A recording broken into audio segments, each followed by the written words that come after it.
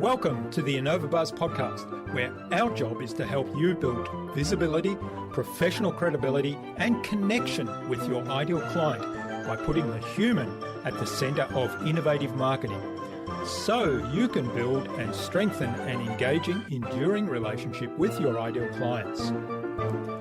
I'm Jürgen Strauss from InnovaBuzz, and I'm honored that you're here with me. If you haven't joined our wonderful marketing transformation community yet, go to innovabiz.co and collect your free gift as well.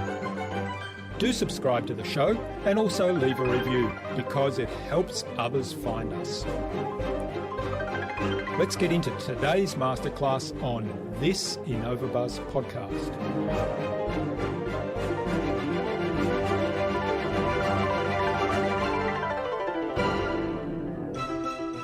The important inflection points in your business don't kind of announce themselves and introduce themselves at the table in headquarters. They start. The early warnings are to be found where a customer says something weird, or a salesperson goes, "Well, that never happened before," or there's some shift in the environment that's still early, right? Still early stage, but that presages what could be the unfolding of a subsequent inflection point.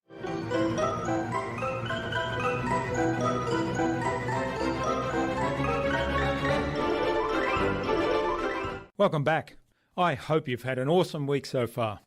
If you haven't yet listened to my recent conversations with Rebecca Arbona of Brand True and with buyer's agent Kitty Parker, then check them out after you've listened to today's conversation, of course. I'm really excited to have on the InnovaBuzz podcast as my guest today, Rita McGrath. She's a best-selling author, a sought-after speaker, and a longtime professor at Columbia Business School. She's widely recognized as a premier expert on leading innovation and growth during times of uncertainty. Rita has achieved the #1 Achievement Award for Strategy from the prestigious Thinkers 50 and has been consistently named as one of the world's top 10 management thinkers. As a consultant to CEOs, her work has had lasting impact on the strategy and growth programs of Fortune 500 companies all around the world. Rita is the author of the best-selling books The End of Competitive Advantage and Seeing Around Corners, How to Spot Inflection Points in Business Before They Happen, as well as 3 other books. In our discussion today, Rita talked to me about how to use indicators to see around corners, and we talked about lagging versus current versus leading indicators. We talked about the disruption happening right now and how we can create our desired future. And Rita explained that snow melts at the edges and what we can learn from that. Without further ado, then, let's fly into the hive and get the buzz from Rita McGrath.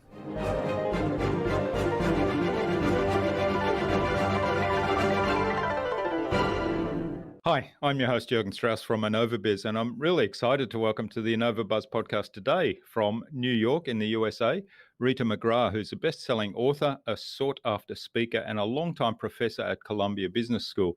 She's widely recognized as a premier expert on leading innovation and growth, particularly during times of uncertainty. Welcome to the InnovaBuzz podcast, Rita. It's a real privilege to have you as my guest. Oh, it's a pleasure to be with you virtually. Now, Alex Osterwalder, who was our guest on episode 293 of the InnovaBuzz podcast, suggested that we have a conversation with you. So big shout out to Alex. Great. Rita, your latest book is called Seeing Around Corners, which is a fascinating title. How to Spot Inflection Points in Business Before They Happen. So I'm really keen to dig into that some more today, particularly in our current environment of COVID that has totally disrupted a lot of business models. But I've lived through a couple of serious business model disruptions. My first job was in the photographic industry in the days when film was just about to die. So that was certainly a big inflection point. But before we start talking about all things business growth and inflection points, seeing around corners, how did you get into the field of innovation and strategy? Well, a little bit by accident and a little bit by passion. So my house when I was growing up was my parents were both PhD scientists, and they always really enjoyed talking about business, and why people in organizations made the decisions that they did and so forth. So I guess growing up, it was something I didn't think was weird to be interested in. Let's put it that way. Mm. And then my original ambition when I graduated from university was to get into the world of politics and policy. And so I got a master's in public administration from Columbia, and from our School of International and Public Affairs. And then after some years in government, kind of hit a plateau and realized that I really needed to change things. And at that time, business schools were really exploding. It was a very high demand market. And obviously, if you had a PhD, that gave you a bit of an edge. So, so I got into Wharton, which was doable for our family, and I started working with the Entrepreneurship Center there. So the gentleman who was running it at the time was a guy named Ian McMillan, a very well-known scholar in entrepreneurship circles. And coincidentally, we had a grant from Citigroup to study 35 of their corporate ventures spanning back about 15 years. And what was unusual about that grant was they wanted us to study both the successes and the failures. So I was Mm. put in charge of that project. And that was really where I just thought, wow, this is just so interesting. Because if you think about it, corporate ventures have, every ingredient of a fascinating sort of docu-series. I mean, they've got Yeah, highs and yeah. lows and pathos, and you've got, villains and heroes and people jousting against the odds. And it's absolutely fascinating. Mm. Yes, I like to think of the whole thing as a hero's journey, and you can apply the hero's journey from Joseph Campbell into business. Absolutely. Mm. Okay, now tell us a little bit about inflection points then. What do you mean by inflection points? I mean, I think I have an understanding, but I'd like to hear your explanation. Sure. So I define a strategic inflection point as some shift, typically in the external environment, that causes a 10x change in something about your business. So, you were just talking about film a while ago. Well, if you think about what digital did to film, it Mm. was, it's 10x cheaper, 10x faster, not as good in the beginning, in terms of Mm. quality. But the fact that it was so much cheaper and so much faster meant that there were early applications you could use it for. And what that inflection point does is it changes the recipe for success that you've got. And so any business, and I'll stick with film if you like, it grows up at a moment in time when certain things are possible and certain things aren't.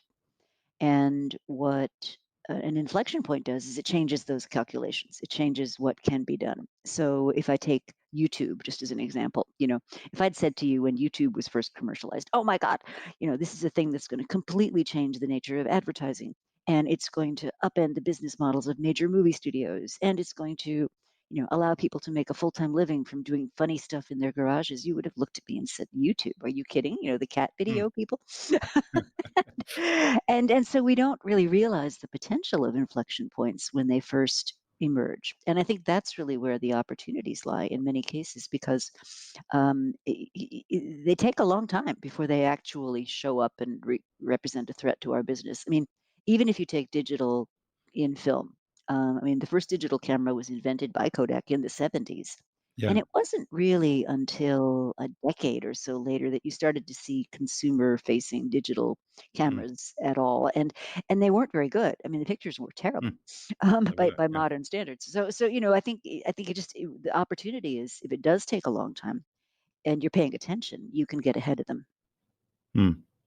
Well, I mean, having lived through that film thing and having been on a task force with ACFA to actually investigate the first consumer digital camera that Sony brought out, which was really the tipping point, I guess. Mhm. Um, I can really relate to particularly what you've just said, but the whole story of the seeing around the corner. I mean, for me, there we were at the corner, and so Mhm. we could see what was Mhm. coming. But and yet, a lot of people in the established or in the leadership of ACFA in particular, and I'm sure the same was happening at other companies, said, "Well, the quality is pretty awful at the moment compared Mhm. to film, so we'll just continue making better film." So how do you get to a point? maybe even before before that particular event of Mhm. saying, well, let's think about this longer term. This is not going away. Right. This is possibly going to be developed, and with the current rate of technological development, it could actually happen real quick if we're not careful. Mm-hmm.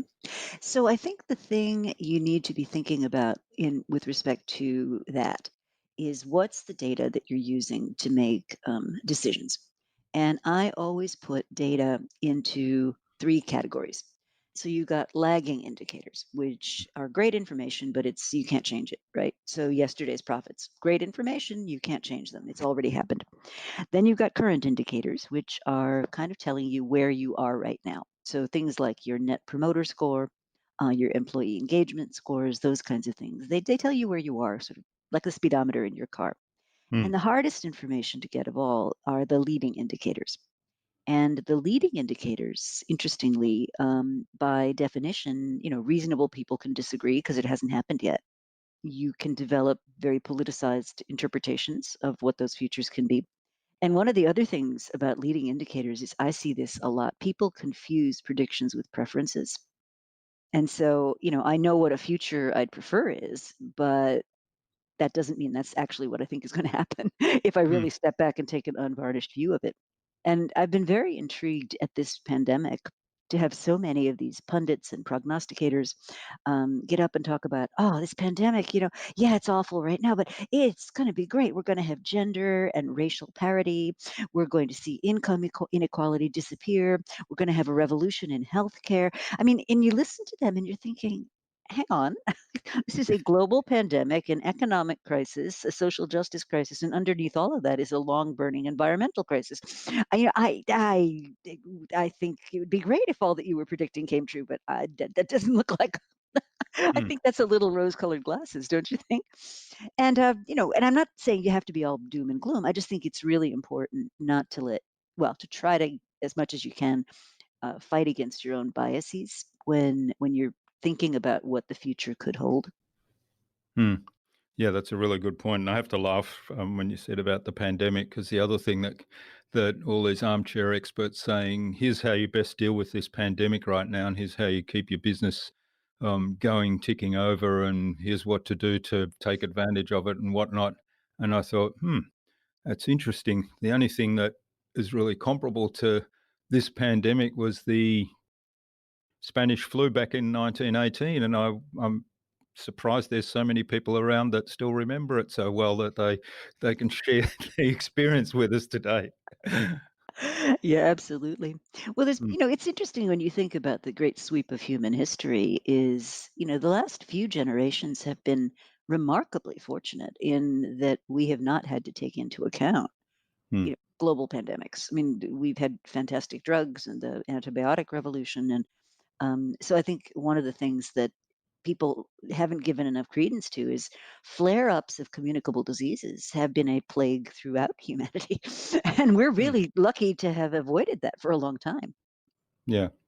Well, I mean, there were voices that warned. I mean, I think Bill Gates. There's a famous TED talk he did where I think it's about 3 or 4 years old, It was where he 2015. we actually talked about the risk of a global pandemic. And if Yeah. you look at that talk, I mean, hindsight's a wonderful thing, but he did give that talk in 2015. You look at that talk, and there's so much that parallels what's actually happening now Oh, yeah. in COVID. So, he was there looking around the corner, if you like. Well, I think what's even more interesting is that people took him seriously. And in the US, we developed an entire pandemic infrastructure that was ready to be rolled into hospitals. The Occupational Safety and Health Administration was on the brink of issuing rules that would have put provisions in place for hospitals to be pandemic prepared. And it was disbanded. It was actually happening, and it was actually disbanded just a Mm. couple of short years before this all started. Yeah, yeah. Well, again, that's in some ways parallel to my ACFA experience there, where people kind of had signs in place and decided, no, it wasn't really that serious. Well, it's always And this is again the thing about leading indicators. It's always difficult to make a sacrifice in the present for Mm, something that's of uncertain benefit in the future. And even today there are people running around saying, "Oh, all that money we spent on Y2K compliance, that was a waste of time because nothing happened." mm. And I have a friend who works in public health, and she said, the wretched thing about my job, even though it's got a lot of rewarding aspects, but if I do my job right, everybody says, you were panicking for nothing." Yeah, yeah, Because the bad thing doesn't happen. that's And how right. do you Well, measure the mm, impact of a bad thing that doesn't happen? So we are constantly replaying the last disaster when we think about the next one. mm. Yeah, that's an interesting one. I've had interesting discussions about the Y2K, and I said, well, I went through a lot of stuff there with the Y2K and compliance, and there was an enormous amount of resources put into that all across the globe, and it impacted all of us in business. If we hadn't have done what we did then, who knows what would have happened? Exactly. Mm, Oh, exactly. Well, and I think, what was interesting then was that the predictions were both vivid and specific. So, airplanes are going to drop out of the sky and nuclear plants are going to become mm. unstable. And, people were spilling out all these scenarios about what would happen basically to a globe of confused computers.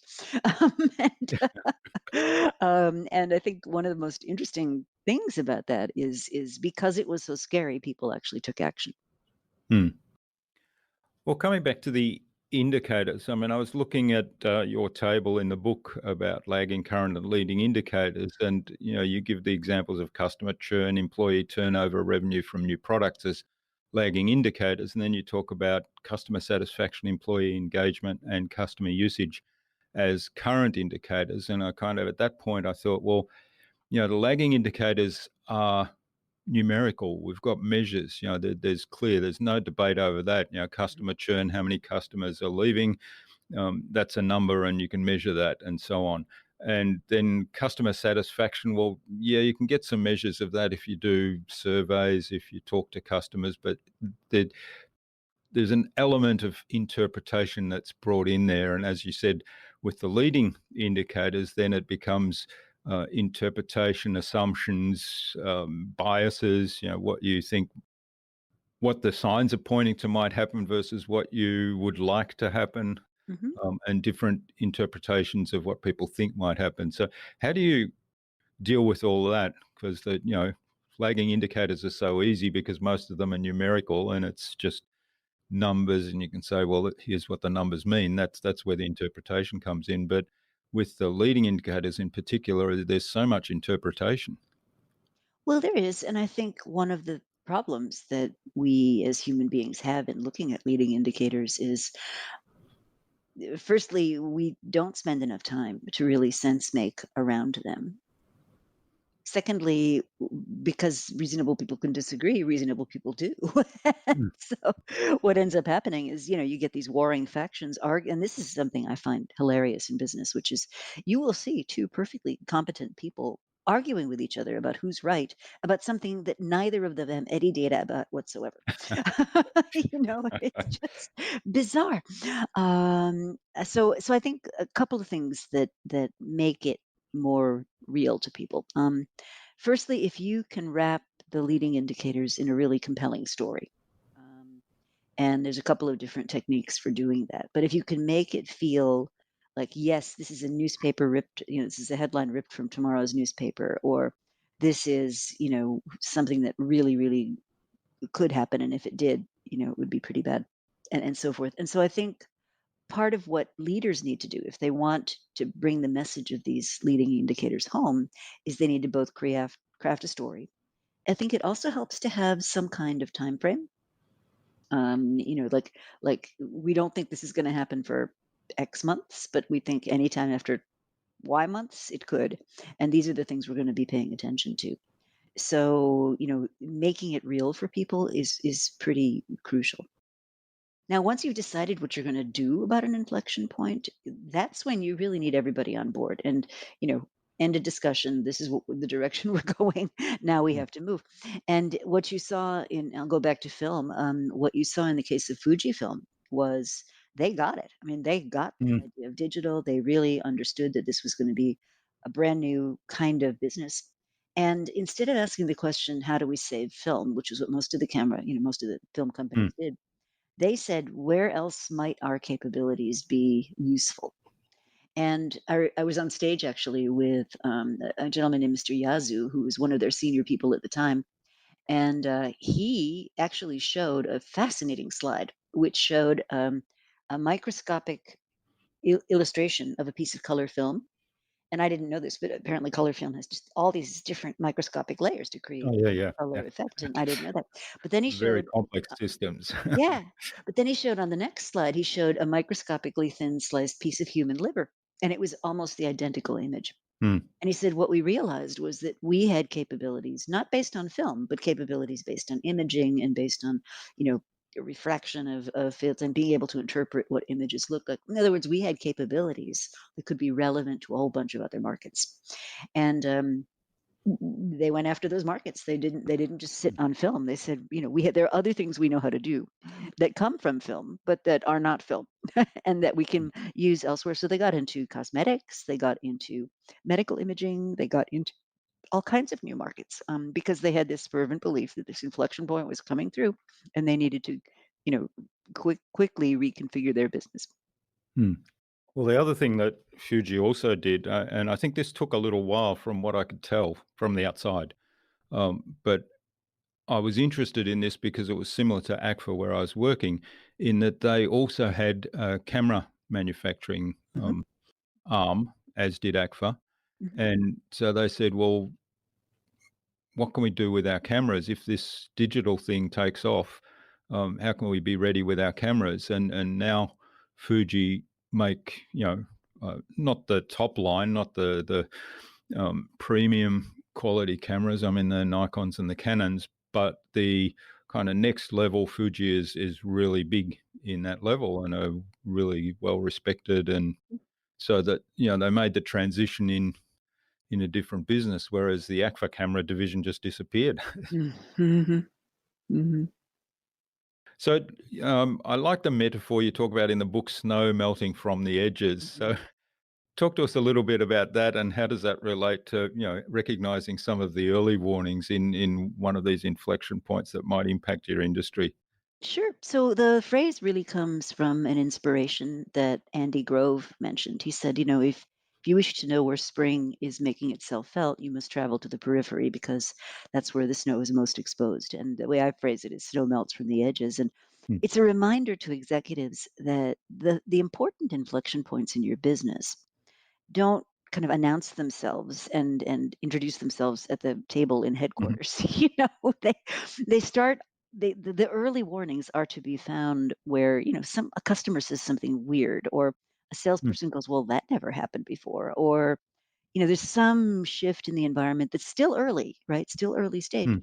but that presages what could be the unfolding of a subsequent inflection point. And so in the book, I talk about 8 different techniques, 8 different practices that you can use to get out to the edges where these changes are happening as an executive. And they're not hard and they're not expensive, but a lot of Mm. times we don't do them. So for example, one of the practices is, go and experience yourself where some of these changes might be. Get out of the building, as Steve Blank Yeah. likes to say. And I think one of the problems, and there's an absolutely fascinating book out just now, just recently, about what happened at GE, and I think it's called Lights Out. Yeah, it's called Lights Out, Mhm. like the tragedy of GE or something. But one of the things that intrigued me about the book was they did a meticulous description of the chairman's sort of entourage and what would be done to basically make sure that every single want of his could be attended to at any given point in time. And so things like making sure his favorite brand of soda was available and was cold, and and oh, and the meeting rooms, because he apparently his very warm body temperature. The meeting rooms all had to be chilled to like 65 degrees. And so the entire rest of GE's top management is sitting there in parkas, you know, um, and. But I think it's just illustrative of this dilemma that the more senior you get, and I don't think that anybody means badly by this, Mm. but the more senior you get, the harder it is to get unfiltered information, to get really clear on what's going on with customers and what's going on sort of at other parts of your organization. And so, what I think the better leaders are doing is, first of all, they create a climate in which people feel they can be presented with uncomfortable news, bad news, news that isn't sort of all puppies and roses. Secondly, they have mechanisms for really getting out to the edges. So, a couple of examples. I have one acquaintance who's a CEO who has a computer program. And what the computer program does is every month it randomly picks 20 employees anywhere in the global empire, and they all come together. Well, before pre-COVID, they all came Mm. together, and he would have a big breakfast, like a 2-hour breakfast, and he would just have them all at a big kind of round table, and he would just go around the table and say, "So, what's going on in your part of the world? What's going on where you are?" So, no handlers, no prepackaged stuff, no PowerPoints, just conversation. Mm. And he said, some months there's nothing new. And some months I'm like, oh my God, I had no idea. But also, the word gets around the company, right? And so if you get anointed as one of these people who's going to go and talk to the big boss, people will come and tell you stuff, and then you have, here's what we want. Now, of course, you have to be careful about it getting gamed and people's motivations. But I thought that was just a really interesting and very visible, very symbolically resonant element of his saying, I'm here to listen. I want to learn. Mm. Yeah. Well, it sort of comes back to the culture of the business as well, doesn't it? But having those meaningful conversations can be really important. Mhm. Mm. I was reminded of, I don't know what this show is called and whether you have it in the US. I imagine the idea probably came from the US, but where the boss of the business goes incognito into, like, for example, he might go into a storefront if it's a bricks and mortar store, and be like the new employee and be mentored by somebody, and then he goes through all the things, and quite often they come out of that and they say, we never realized that these things go on, or that customers have these concerns. And so there's so many learnings by doing something like that. I mean, that's Yeah. a bit extreme, but No, I think it's a great, I mean, orchestrating something like that, even if it's not on television, can do. It's called Undercover Boss here, is the name of the okay, yeah, that program. makes sense. And Yeah. I'm reminded, our son, he can't have been more than 16, but he went to work at one of those game exchange stores here in the US. So at the time, you would have video games on compact discs. And when people used the game, they could bring it back and then exchange it for another game. It was called GameStop. And so this kid comes home, 16 years old, right?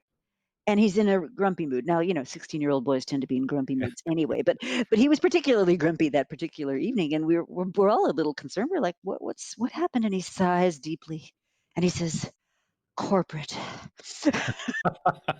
And it turns out some efficiency expert at corporate had issued this edict about how the store shelves were to be labeled or something. And my son is like, "Well, what he doesn't realize is our having to do that means we've now gotta go through 4 steps, right, to get the things to where they need." I wasn't sure what the details were, but he had customers waiting, and he had people who were being happy, and everybody was crabby in the store. And it's just to me, it was a perfect example of this exact phenomenon, which is you make these mm, decisions sort of on Mount Olympus and have absolutely no relationship with what is going on the shop floor. yeah. Well, I've had a couple of customer experiences recently where I came to the conclusion after a very short time of being totally frustrated and annoyed. I thought nobody in their right mind would be consciously annoying and ticking customers off to that extent. I mean, it was almost as if it was a process specifically designed to do that. And I thought, I wonder if their own senior management have ever gone through their own processes. Well, that happened to me with Nokia years ago. And I asked the question because one of my hobbies, they were a big client of mine for many years, and one of my sort of hobbies as I would travel around the world, again pre-COVID, was I would go into phone stores and just look at what was going on because it's very interesting. You can kind of see right in front of you the market share. You can see what the sales guys are recommending. You can see what they're not recommending, and da da da. And so I was teaching a class full of Nokia people, and I said, "So how do you find the experience in a phone store?" And they all looked at me with blank faces, and I said, What's that? Yeah. "What you do say more?" And they said, "Well, we don't get our phones from phone stores. We get our phone, R&D sends them to us, and we test them out." And they have no idea. And these are the Mm. people designing the next generation phone. Mm. Yeah, I used to work in the supplying raw materials to decorative paint manufacturers, and we used to go into the stores, into the paint stores, and talk to the salespeople there, talk to the contractors that would come in to buy and find out. And our clients would always get upset with us. What are you doing meddling in the end user market? We say, well, actually, we're not meddling in it. We're trying to understand what's going on at that end of the market to see, to recognize trends, to see what people are actually wanting, what problems they have, things that we could do to make or learn things that we can do to make our products better. So I always found that a bit humorous as well. Yeah, yeah, it is. It's weird. It's weird. Mhm. So when we recognize some early signs of an inflection point, let's say, and we talked about, different potential futures and the disagreements that might come about there, but how can we kind of be proactive rather than reactive, and aim to create a future that we might desire, rather than say, well, this might happen or this might happen, depending on the assumptions that we call right, if Mhm, you like. mhm.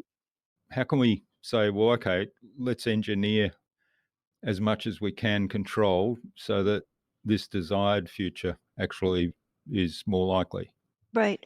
So, couple of practices that are associated with being able to do this, and the first one is sort of an Uber practice, and it really has to do with managing your resource allocation across portfolios of activities. And so, some of the things you're working on are today's reality, right? Some of them are, the next generation of tomorrow's reality. And then some of them are really much more exploratory options for the future. And if you think about how you can cast an innovation path, what you're really trying to do is go from these options that are, by definition, they're small investments you're making that buy you the right, but not the opportunity. But sorry, that buy you the opportunity, but not the commitment to make a future commitment. And so those are the things that give you that window on the future because you're participating in them. So you're talking to, the entrepreneurs, you're exploring what's coming out of the research labs, you're, listening to what the young people who are going to be the employees of the future, what's on their minds. That's sort of your options, is where you're getting the ideas. And then to decide what to do, I think what you really need is, again, back to this rich picture of, given what I see and what I know, and the basic assumptions about the world, we're going to go try and create a future that's more attractive to us. So, a canonical example of this would be Adobe. And as you recall, Adobe, in its initial heyday, they made very expensive shrink wrapped software that they Mm. sold to, graphics people and designers and so forth. And a couple of things happened to Adobe. In 2008, their business took a hit because the business model was, I sell shrink wrapped software, you buy it, you own it. 2 years later, I have new and improved shrink wrapped software, and you buy that. And so it's like almost like a Microsoft Intel upgrade cycle kind of thing. Well, what happened in 2008 was customers all over the world kind of said, we're good. We're good. Whatever new and improved thing you've got, we've got better uses for our cash right now. So we'll just hang out for another year. So that was the first big shock to the system. But what started to happen back then was you started to see the emergence of cloud computing as we know it now. And so the shrink wrap stuff had a business model variability, but then they became aware, if this cloud stuff actually becomes cheap enough and good enough and broadband is fast enough, there's going to be some disruptive competitor who's going to come into our markets and go, ha, I could just distribute this stuff in the cloud. I don't have to use retail outlets. I don't have to have boxes. I don't have to ship CDs around.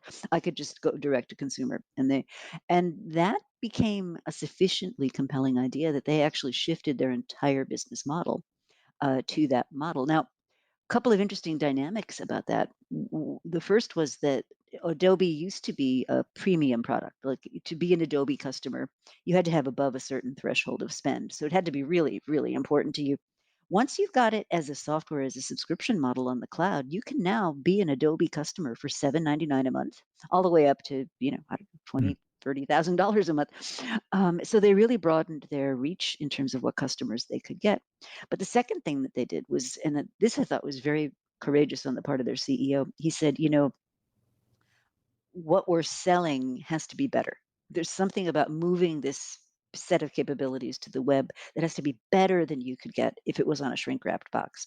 And this is where things like secure docu-signing comes in, or very well orchestrated collaboration environments, right? So you could now have distributed minds working on these creative projects when before each instance of the software was just in its own little silo. So I think, I mean, that's a classic example because it was a very successful transition into let's forge a new kind of future for ourselves. Yeah, yeah. And of course, they've also got a lot of data about what their customers are using because Adobe's got a huge suite of software. And I know because I'm an Adobe customer with my photography. So they know which software I'm using. And so every now and then I'll get an advertisement saying, you might be interested in this. So they're not promoting the PDF, I'm not sure what it's called, the PDF software or the InDesign software or the others that they have, which are for designers. They're promoting things that are related to photography, Mm. which so they've got that information about me. They know that's my interest. So I'm more likely to be interested in that than if they just sent me all these random advertisements for other Yeah. software. Yep. Absolutely. Hmm. All right. So, and I read it was a blog post or maybe in your newsletter recently, an example about buffer. So tell us about that one, buffer Oh, and the smoke buffer. test, because I think that kind of highlights a similar point. Yeah, so it's a great story. So let me preface this by saying one of the things that has been really depressing in the last 5-ish years is this flood of crazy money going into entrepreneurship businesses, but going on to into venture capital backed entrepreneurial businesses. WeWork would be sort of the poster child for why this is so nuts. And these are businesses that skipped a crucial step in entrepreneurship 101, in my opinion. So, entrepreneurship 101 says find product, have an idea, find product market fit, go to market the idea, scale your business. And what a lot of these companies did was they went right from have an idea to scale your business.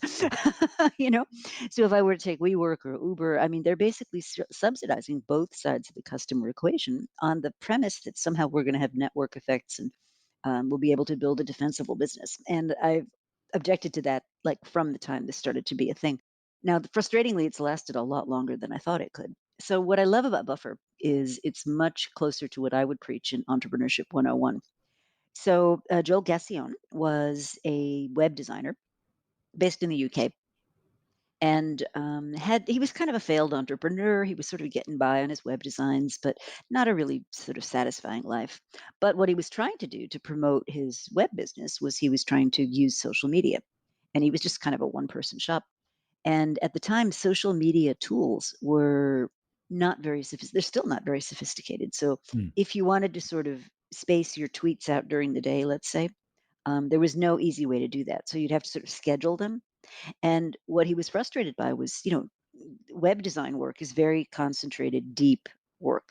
Breaking off every 20 minutes to go tweet something is not a Hmm. useful way of structuring your day. And he started to wonder if anybody else had this problem, right? So he decided, being a web designer, to test it. He did what he called a smoke test, and he created two web pages. So the first web page said, "Want to want to control your tweeting or something? Tweet more consistently with Buffer. Click here to find out more." You click through, and it would take you to a second page. It said, "Oh, you caught us before we were ready. Give us your email address to be kept informed of our progress." So what he's got now is he's starting to build a base of potentially interested stakeholders. So they could be customers, they could just be curious people. So then he wanted to get some information about pricing. What would people pay for this? Before I give up my day job, I better be assured Hmm. somebody's Hmm. going to actually shell out some money for this thing. So he created a third web page which went in between the two. So the first page was the same. So tweet more consistently with Buffer. Then you go to the second page and it's got here's our plans, right? So here's what you get for the free plan, here's what you get for the enterprise plan, here's what you get for the team plan. Click on the one that you want most, and then they would land on the third page. Now he's got some information about, does this idea have enough equity? Is the pain point big enough that somebody would pay to get it addressed? And he got enough information that he and a co-founder sort of hacked together the initial versions of Buffer. They kept it very tight, It was just for Twitter in the early stages. It was just this very simple service. But eventually, what they were able to do was start to scale it. They've been in business now, I want to say 8 years, 10 years. They've got millions of clients all over the world. But they started off with this, really simple prototype of what the pain point could be. And I think what a lot of not very successful entrepreneurs do is they throw everything in the kitchen sink into their initial idea, right? Hmm. Because they're afraid that they'll never get a chance at another one, right? So they make the original thing just so complex that Yeah. nobody can understand what it does, Mm, right? mm. And so I think Buffer is a nice story of how you don't have that happen. Yeah, and they're very successful. I mean, I'm a client of Buffer today and use it for a whole lot of things that they do beyond just scheduling your tweets. Oh yeah, well they've Mm. of course developed far Mm. far along now. And of course, that development is funded once they get some customers for the early prototype. Then they generate revenue, which they can invest back to add more features to the product. And also, by taking the approach they did, I'm guessing that and I know I get surveys from Buffer quite often, that they probably in those early days already went back to the customers very early. What else would you like to see? Yeah, Kind of sure. questions. Mm. I had a really funny story that was told to me by an entrepreneur friend of mine. He said, "Oh yeah, I was with this group of entrepreneurs, and we're all talking about fundraising and pitch strategies and everything." And then, and one guy was kind of quiet, and then they turned to him and they said, "Well, what's your fundraising strategy? How are you getting investment?" He said, "Oh, yeah, I'm doing something really unusual. I'm doing customer funded development." And they all sort of shut up. I thought that was Mm. great. Well, what are some of the signals you're seeing right now in that could be signals of major inflection points, particularly in the environment we find ourselves in with COVID, and people are talking about what the post-COVID world will look like. Yeah, well, I think there's a few things that are. I mean, COVID has been a big accelerator, right? So we're certainly seeing the digital agenda advance much more rapidly Mm, than it had before. So companies talked a good game about digital for a long time, but it wasn't a necessity. It wasn't here today. It wasn't like we have to do something about digital right now. That has changed. And so I think what you've seen is a real acceleration of digital transformation, digital whatever. So I think you'll definitely see that accelerate as mm, because it's essential now. If you didn't have digital connectivity right now, you would be in the soup. So a second thing that I see that I think you'll see is what I'll call a great flushing out. And if you think about it globally, I won't say we had a hugely successful economy, and let me come back to that in a minute. But we did have an economy that was expanding, and it was fairly stable. It wasn't experiencing like biannual shocks or anything. So you had 10 years of stuff. Now think about, if you don't periodically clean out your closets, what do they look like after 10 years? mm. So my suspicion is there's organizations all over the planet that have sort of accumulated weird little businesses that never really went away, or odd things somebody tried and evangelized for and then the champion left, but nobody kind of knew what to do with the assets left behind. So I think you're going to see a great flushing out of all kinds of different assets. And that will first of all, it could provide some fuel for future entrepreneurship, right? So there'll be great people who are now been cut loose. There's going to be office desks and cool air on chairs and things going for a song, because we don't need them. So a lot of assets people used to think were essential are now going to be, either they weren't paying attention to them or they thought they were important, are now going to be changing in value, and that always creates entrepreneurial opportunity. Then I think we've got a whole rethinking to do about the whole relationship between. I think we're finally in a stage where work is a thing you do, not a place you go to. Mm. Um, and you know, one of the more enduring comments I hear from the more privileged end of the working spectrum is, I've had so many business travelers say to me, this idea of getting on a plane to go to Singapore for a half day meeting, like, what was I thinking? Yeah. And so I think a lot of those kind of habits, we sort of sleepwalked our way into, oh, of course I'll take that meeting in Milwaukee. And yeah, yeah, of course I got to go to the, annual electricians convention and all that stuff. And I think it's going to be quite a long time before we return to those because we've been inventing, humans are ingenious Mm. creatures. We've been inventing all these other ways of doing some of those things. So I was having a hilarious conversation, well, retrospectively hilarious, with some clients and big global company, and they're taking their big global corporate event and turning it virtual. And they want to be super respectful of the fact that they've got people in all these different time zones all over the place. But we're also doing a workshop component, and they wanted me to do some facilitation on the workshops. And, under one plan, it would have had me like facilitating at 2 in the morning because they wanted to be respectful to the people in Singapore and everything else. And I finally said to them, like, don't take this the wrong way, but your people who are based in Asia, places like Singapore and Vietnam and, wherever, they're used to getting on airplanes. They've been on 7-hour flights every 2 weeks, like, for their entire lives. I honestly don't think for one day it's gonna bother them to get up at 4 in the morning and attend a virtual, discussion. And the room went kinda quiet, and they were like, "Oh, that's a great point." Because if they had to come here physically to the meeting, which was the original Mm. design, it's what, a 13-hour flight from Singapore, and then you've gotta get settled and need Yeah, time to kind of get your head over it. and miss Anyway, a lot so more sleep. Yeah. well, but I think a lot of those things are really gonna be rethought, and Mm. particularly in sectors like business travel. Um, I just think, first of all, we're gonna have to justify it, right? Mm. So business travel that used to be suck it up and get on the plane, and I think we're now gonna see the opposite arrangement. Why do you need to be on the plane? Mm. Tell me what I think the bar is gonna be a lot higher to justify business trips and business travel. Um, Couple of other somewhat darker things that I think are going on. I think we're at risk of losing a whole generation of women. Y you know, because if they're at home with little kids and you've got 2 people who are working and you're trying to, balance out the chores, there's only so long you can make that work. And one of the things I'm concerned about is that if this just goes on and on and on, which it looks as though it's going to, that we could just see a whole bunch of women basically get pushed out of the workplace because they're still, in many cases, primary caregivers, whether it's for their parents or whether it's for their children or whether it's for, others. So that's a concern. Parallel to that, we've got a demographic issue which has gotten some attention, but not much, which is we're not having babies right now. Um, Mm. and that's not a fixable thing. Like when you have a gap in your population, you can't come back and refill it later on. And we can't import aliens yet, right? So there's going to be these weird like bumps, I would suspect, in demand for all kinds of things. So I think that's another one that's sort of interesting.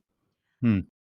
Those are quite fascinating. I think there's lots of implications around that. I mean, one, coming back first of all to I mean, there's a lot to unpack there, but coming back first of all to the um, rapidly growing online, I think those people that have now been forced to go online or forced to go online sooner than they've wanted to. I've heard a lot of people come back and say, wow, this is actually pretty good. You can do a lot more. You can reach a lot more people. You can take your local conference and all of a sudden it becomes an international conference because it's online. So there's all these opportunities opened up, which I think is a great thing.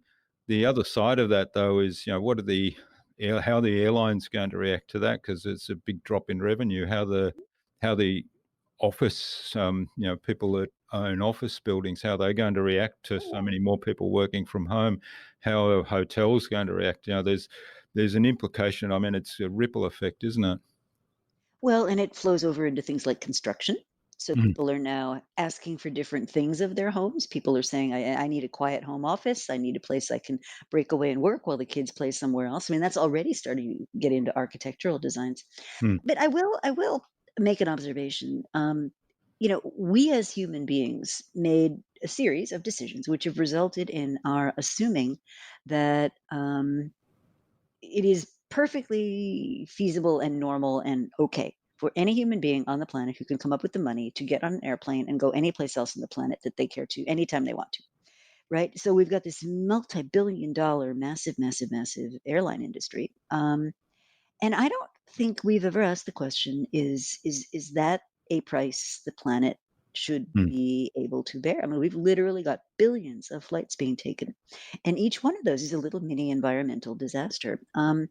And I'm not saying travel's bad or we should, be draconian in our legislature, but when you can't properly price the impact of those kinds of decisions into the long run impact for, the planet and for the rest of us, then I think it gets to be problematic. The sort of in parallel with that is, we saw phenomena like Venice was actually considering imposing an entrance fee because they were just overrun. I mean, the city was literally being Mm. destroyed by the amount of tourism that it was trying to support. And things like those great big cruise ships, it's like there are certain sectors where you're just asking the question, well, okay, it's pleasant for certain Mm. segments and it's a nice thing to do and it, you know, whatever. But I think we're not very conscious about the sort of, "Oh my god, it's gonna be terrible for the airlines." Well, yeah, but it's better for the environment. Mm. Maybe it's not so bad for, petrochemicals. Maybe it's better for places that were overrun with tourists. Maybe it's better for local communities where people will now stay more in their local communities. So, I think it's yes, it's painful if you're in that sector, right? And I totally am sympathetic to that.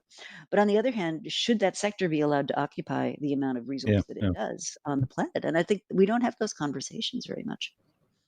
Yeah, that's a really good point, and I think there's an opportunity to step back and assess all that now, Mhm. given that, hey, we've like I heard somebody say that, this pandemic is kind of the planet saying, "Let's hit the pause button for a little while," and in some ways, it's like that, isn't it? So we can Yeah, take that very step back.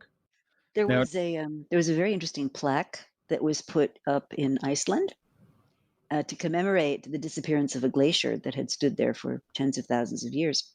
And the plaque said, "This glacier has now disappeared. We, if no action is taken, other glaciers are going to take its point. But this plaque is here to remind us we knew."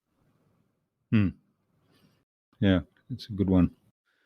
All right. Now, I'm aware of the time, and I do want to move on to the buzz round, but I just want to touch on one more point that you said there because I think this is a really important one, and it was about um, the risk of disempowering future generations of women, which I think that would be incredibly sad. But um, I'm wondering, isn't with the change in the way we're working and more working from home, doesn't that create more opportunities to and what do we need to do, I guess, to make Yeah, sure that it does create those opportunities? Because it's not a case of saying, okay, women have to go into full-time work and they've got to manage the primary care responsibilities that they might adopt as well, rather right. than saying, well, working from home gives us an opportunity to change the model.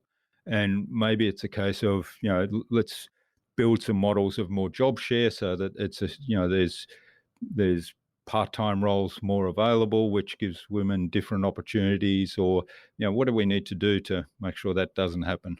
Sure. So I think the first big thing we need to get our heads around is right now corporate careers, and I'm talking about corporate careers, not Mm. other kinds, and other kinds need other kinds of remedies. But let's just stick with corporate careers for a minute. The kind that MBA might take, right, is right now they're designed as a ratchet. So you ratchet to one level. If you fall off the truck, you fall off the truck. You ratchet to the next level. If you fall off, you fall off. You ratchet to the next level. If you fall off.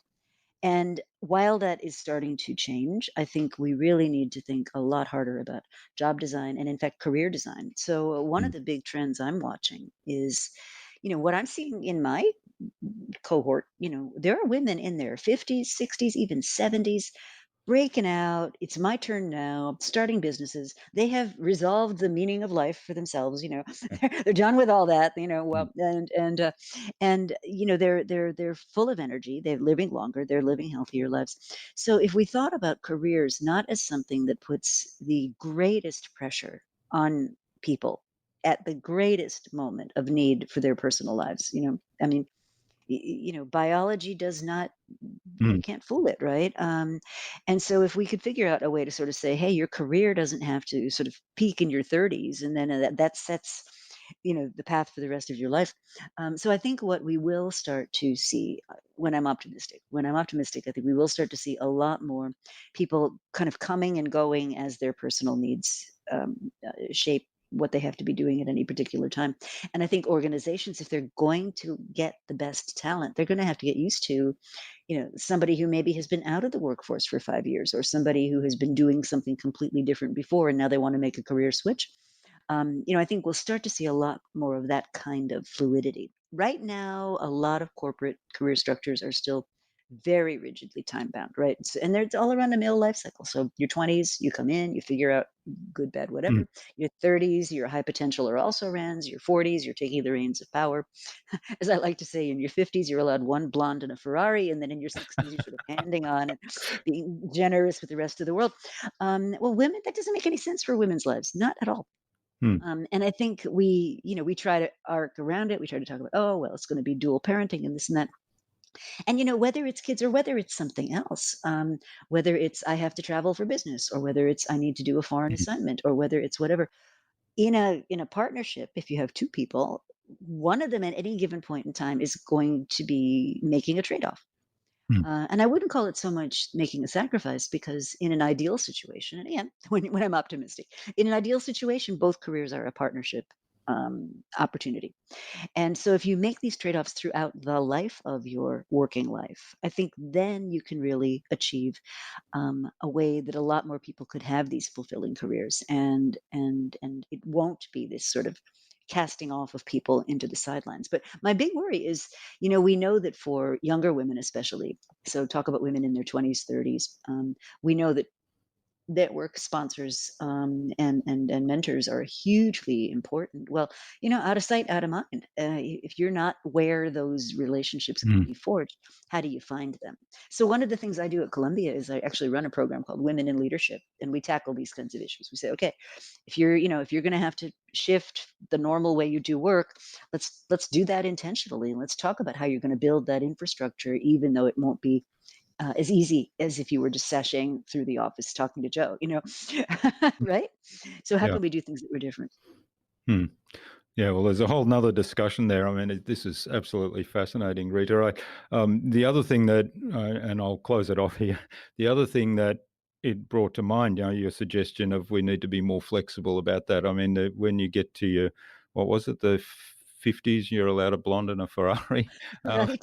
Usually it's the mid 50s where in the corporate world they say, okay, you're done, you're out of here. And it's like there's this whole population of people that have had enormous experience, that have done a whole range of things and got knowledge and wisdom that they could be sharing with others, and all of a sudden they're sidelined in their mid 50s, and like you say, they could be living to their 80s or 90s, and could be around and probably still have the energy and the will to make a contribution. I mean, whether that's, and to me that's a trend that's gender independent, that seems to be there.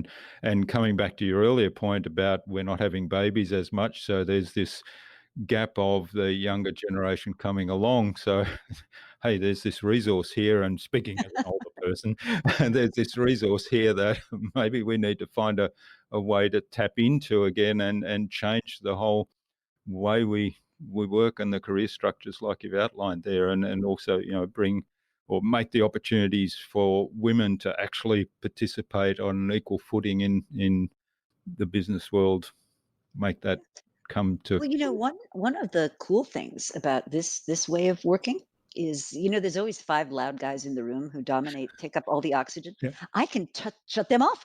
Mute the mute button. Mute. My meeting, mute. Love it. All right. Well, I think that's a good point to move on to the buzz, which is our innovation round, and it's designed to help our audience who are primarily innovators and leaders in their field with some tips from your experience. So I've got Okay, 5 questions, and hopefully you'll give us some answers that'll inspire the listener to go and do something awesome today as a result. cool. So what do you think the number one thing is we need to do to be more innovative? As leaders, Hmm. manage your agenda. Manage your agenda. So I will, and I mean that completely literally. I go to a company and I'll say, "Oh, so you want innovation? Send me the meeting agendas where your last, where your senior people got together to talk about important things. And I'll go down that list. And if I find innovation is topic, it's either not there at all, or it's topic like 14 right next to material safety data sheet updates, believe me, they're not taking it seriously. And if they're not taking it seriously, nobody else in the organization is going to. And that applies wherever in the company you are. Mm. So if innovation is important to you, you'll talk about it, you'll spend time on it. When people meet you, they'll try to like duck out of your way in the hallway because they know you're going to ask the innovation question they're not prepared to answer. I mean, you can tell when a company cares, and you can equally tell when they don't. Great. Yeah, I love it. And I love having been through meetings where the MSDS, the material safety data sheet discussion, was put to the end when everybody was half asleep. I can understand that if innovation is near there, it's certainly not important. Absolutely. Exactly. Now, what's the best thing you've done to develop new ideas? New ideas? I think very often new ideas are really concatenations of existing ideas that get mashed up together in a new Mm. way. So I do a lot, and I'm fortunate because my job permits me to do this. I do an awful lot of sort of synthesizing bits of information from all kinds of places. So in any given day, I could be on Twitter. I could be doing a podcast. I could be doing a webinar. I could be teaching. I could be reading. I could be doing interviews. So there's a lot of kind of patterns that you start to see when you get that much variety in your inputs. And so, what I would encourage people to do is just because it's not a brand new idea and they weren't the first to ever think about it, but open your mind to sort of, if I put together, I don't know, if I put together a cat hairbrush and a 3D printer and Mhm. a microwave oven, something really interesting might come out of that, and maybe there's nothing that comes out of that. I think the other thing that's super important is working from the customer back. Finding those problems and pain points, which often people aren't conscious about because they're working around them. And we do Mm. this 100 times a day. We work around stuff that doesn't work right. And I recall your experience, your frustrating customer experience. Those are workarounds. They're done because somebody didn't really understand what the customer's job was that they wanted to get done. Mm. Yeah, that's right. That's great advice. And I love the connecting the dots and putting what might seem at the face of it completely disparate things together and saying what would happen if we connected these up. Mhm. Do you have a favorite resource you use a lot? I actually use social media a lot, mainly because it does like I don't follow everybody that is in my circles, so I follow a lot of people with from very disparate points of view. And I find that stimulates thought. Even if you don't agree with them, even if you're Mm. like, that's a crazy thing, but it's a crazy thing somebody's prepared to be at least proud enough of that they're putting their name to it, in a public place. So let's think about that. And especially if they're challenging my existing beliefs, I think that's really valuable. Mm. Yeah, we often, and I mean, there's a lot of political discussion goes on in the social media, and I guess I'll sort of hint at my political beliefs, but my wife came to me the other day and said, "Oh, occasionally I go on to the well, I'll name it the Fox and Friends channel just to Mhm. see what they say." And I say, "Well, have you been brainwashed yet?" And she said, "No, no, it's occasionally good to see a totally different point of Yeah. view." And she says, "I can only take it in small doses, but it's interesting to see a different point of view." So it's yeah. I think it's really important. And I have had a couple of occasions where I've said, huh, they've got a real point there. Mm. Like I belong to a writers group, and many people whose names you would know, they're very well known people. But we were having this fascinating discussion about why is it so hard to talk about politics in a way that isn't, super combative, Mm. in a way that genuinely has a spirit of inquiry behind it. Because there's always the seed of something that's true. I mean, even if it's a crazy conspiracy theory, there's always, the reason that they're so durable is that there's always the seed of something that's true in them. Yeah, that's right. I mean, it had to come from somewhere, didn't it? And Mhm. mm. All right, that's great. What's the best way to keep a client on track? Ah, with innovation? With innovation, or if you're doing leadership work with them? Leadership work. Yeah. Well, with innovation, I have a technique I call discovery-driven planning, which is essentially you have a sense of what the goal is, but instead of doing what you might do in a traditional business where you know a lot, right?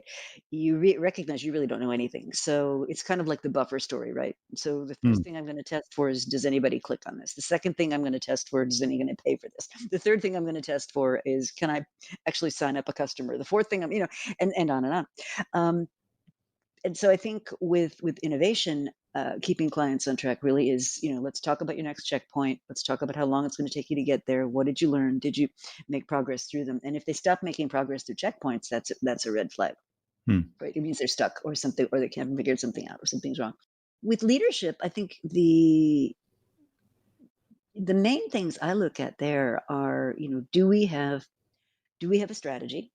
And that sounds deceptively simple. It's hard to come up with a good, clear, simple strategy that everybody understands. And then what I like to do is turn the strategy into what I call a series of screening statements. And screening statements would be, I'll use an example. If you think of Dyson, the vacuum cleaner people. mm, Basically, Dyson, if it sucks or blows or uses batteries, we'll mm, consider it. But their business model is very much they have to get super high margins because they could spend 10 years worth of R&D on something. They're a very persistent company. But they only want to be in markets where they have really high margins. So as an example of a screen for Dyson might be, does this opportunity represent a high margin opportunity? Because if it's a commodity, it's not for mm. us. So that's an example of taking this sort of grand strategy and boiling it down to things people can really understand. And when you got that level of clarity, then you can build alignment. Everybody knows what they're supposed to do, and they go forward. So I think Mm. that's very valuable. Yeah, I love those kind of frameworks where it's sort of everybody's empowered to make decisions because they've got a really clear sort of set of screens, to use your terminology, to Yeah. filter it through, and it's a pretty clear yes, no, whether you go forward with that. Mhm. All right, and what's the number one thing anyone can do to differentiate themselves? Find an unmet customer need that you are uniquely qualified to fulfill. And that's not, that sounds super easy to say, but Mm, people spend an awful lot of time thinking about themselves and not thinking enough about, what is it that you bring that and the somebody paradox actually is that nobody else actually thinks that much about you. right. Not even a Um, fraction of it. and I'm being a little bit Mm, cynical now, and I don't mean to be, but I think when you can say yes, this is something a customer really has an urgent and hungry need for, and I can actually do something about that. That's a wonderful opportunity to differentiate. mm.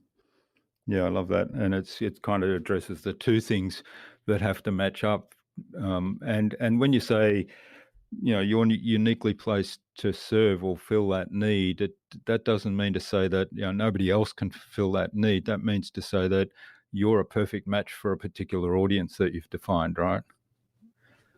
I think what people forget, and it comes back to the way I define power. So I mentioned this women in leadership program that I run, and women have, whether it's socialization or whether it's something else, I don't know, but women have had historically a very uneasy relationship with power, and most societies have a very uneasy relationship with powerful women. People who Mm, behave with power, act with power, whatever. And I try to get them to think about it in a different way. I said, having to have power means that you have control over a scarce and valuable resource. And we all have control over a scarce and valuable resource, and that's our unique experiences, learnings, positions. We all entered the world at a unique moment in time. We all have had unique experiences growing up. We've all been exposed to unique inputs. And I think we don't think enough about that. And we've mm, all got something to offer. If it's information, if it's a shoulder to cry on, if it's somebody to rant to, if you really want to rant in a safe place. There's always something we can offer. And I think we don't often give ourselves enough credit for the uniqueness that we have. mm. Yeah, that's really good advice. All right. Well, thanks, Rita. This has been absolutely fabulous. Now, where can people Great. find out more about you and find out about your books and maybe even get in touch to say thanks for all that you've shared with us today? That would be awesome. So I have a website, incredibly creatively named ritamcgrath.com. And that's where I store newsletters. They're free. I publish them monthly-ish. I usually get out about 11 a year. They So that's ritamcgrath.com. I'm launching some new tools-based kind of ideas on a sister company called Valize.com. That's Valize. And we're starting off with some basic diagnostics and surveys people can play around with. So that's still at the that's at like buffer 1.0 stage right now. But I'm always eager to hear what people would like to see in that. And then I'm easily found at Columbia. You can just search on me there. You'll find my email address, and that's an easy way to get in touch. All right. And we'll post links to all that in the show notes, including your books as well. And we'll have to check out Belize. Thank you. Okay. Now, what parting advice would you like to leave our listener today? Where there's uncertainty, there's always opportunity. Hmm.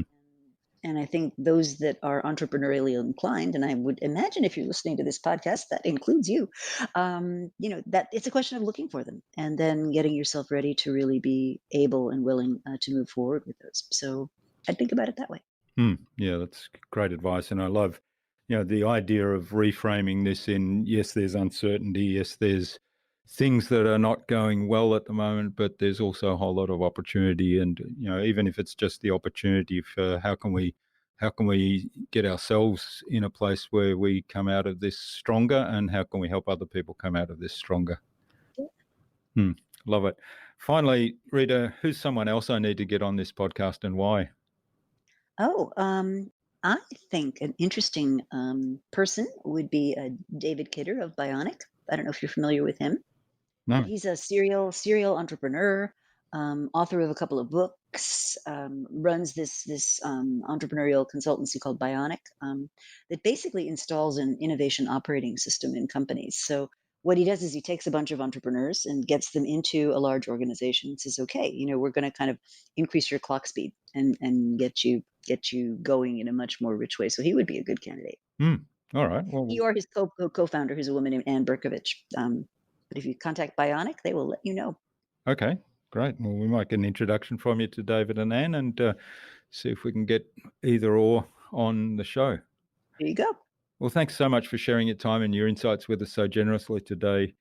Rita, this has been fabulous. I've enjoyed this conversation so much. We've gone into all kinds of different areas. We started off with innovation and inflection points, but then started exploring specifically what's going on right now. So it was a fascinating conversation, and there's lots more to unpack, but maybe we'll have to have another episode sometime soon. Okay, that sounds good. Thanks a lot. All right, nice talking to you. Right, bye-bye.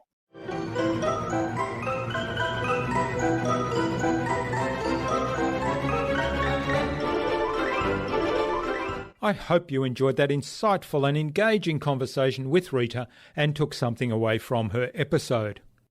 My big takeaways were how to read leading indicators in a way that they're not just qualitative and opinions, and the idea of finding an unmet customer need that you are uniquely placed to serve. I'd love to know what you took away from Rita's episode. Leave a comment below the blog post, which you can find at innovabiz.co/Rita McGrath. That is RITAMCGRATH. All lowercase, all one word, innovabiz.co/Rita McGrath. You'll also find contact information there for getting in touch with Rita, as well as links to her website, her books, her social media pages, and the other resources we spoke about in our conversation today. Rita suggested that we have a conversation with David Kidder of Bionic on a future InnovaBuzz podcast episode. So David, keep an eye on your inbox for an invitation from us to the InnovaBuzz podcast, courtesy of Rita McGrath. Tune in again to the next episodes of the InnovaBuzz podcast, where we've got even more fantastic guests lined up, including tech investor and business mentor Johan Noguera and Chris Barras-Brown of Upping Your Elvis. Thanks for listening to this episode. Make sure you subscribe to the show to be reminded of new episodes. It's free to subscribe. Leave a review if you like. Even if you don't like me, I'm okay with that. I'm asking you to leave a review because it helps other people find this show. Go to InnovaBuzz.co to join our marketing transformation community and access a free gift my team and I made for you. It's the Marketing Master Mini Class. We want to give you everything you need to transform your marketing into a human-centered, relationship-focused growth engine. Until next time, I'm Jürgen Strauss from InnovaBuzz. Remember, be awesome and keep innovating.